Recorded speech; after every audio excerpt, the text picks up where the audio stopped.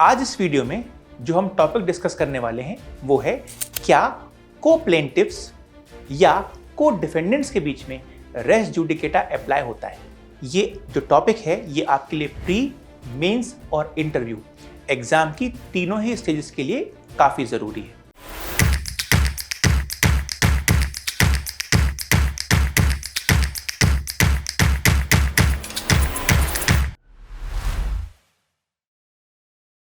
अगर आपसे कभी ऑब्जेक्टिव पूछा जाए कि क्या रेस जुडिकेटा को प्लेंटिफ्स या को डिफेंडेंट्स के बीच में अप्लाई होता है तो आप बोलोगे yes, the answer is yes, it applies. अब सवाल ये है कि ये क्वेश्चन आएगा ही क्यों, कंसेप्चुअली इसमें क्या इंपॉर्टेंट है।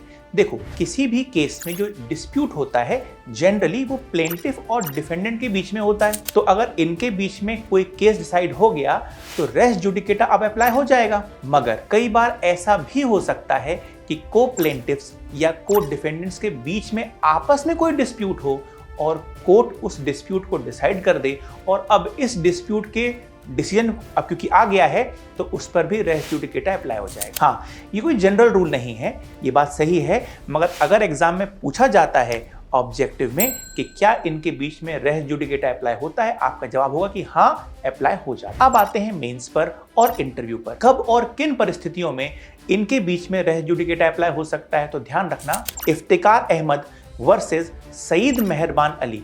इस मामले में कोर्ट ने कहा कि 4 कंडीशन हैं। अगर ये 4 कंडीशन पूरी हो रही हैं तो को प्लेंटिफ्स के बीच में आपस में या को डिफेंडेंट्स के बीच में आपस में रेस जुडिकेटा अप्लाई हो जाएगा। अब ये क्या कंडीशंस हैं? तो सबसे पहली कंडीशन तो ये है कि इनके बीच में यानी कि को प्लेंटिफ्स के बीच में या को डिफेंडेंट्स के बीच में डिस्प्यूट होना चाहिए। कोर्ट के द्वारा इस डिस्प्यूट को डिसाइड किया जाना चाहिए।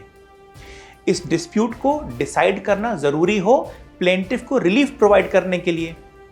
और आखिरी बात कि ये जो को प्लेंटिफ्स या को डिफेंडेंट्स हैं ये उस केस में नेसेसरी पार्टीज या प्रॉपर पार्टीज हों।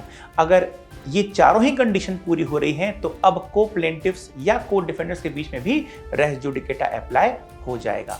तो यही था हमारा जवाब कि yes, res judicata applies between co plaintiff and co defendant. अगर वीडियो इन्फॉर्मेटिव था तो प्लीज लाइक करिए, शेयर करिए, चैनल सब्सक्राइब नहीं किया है तो सब्सक्राइब करिए। Thank you and all the best.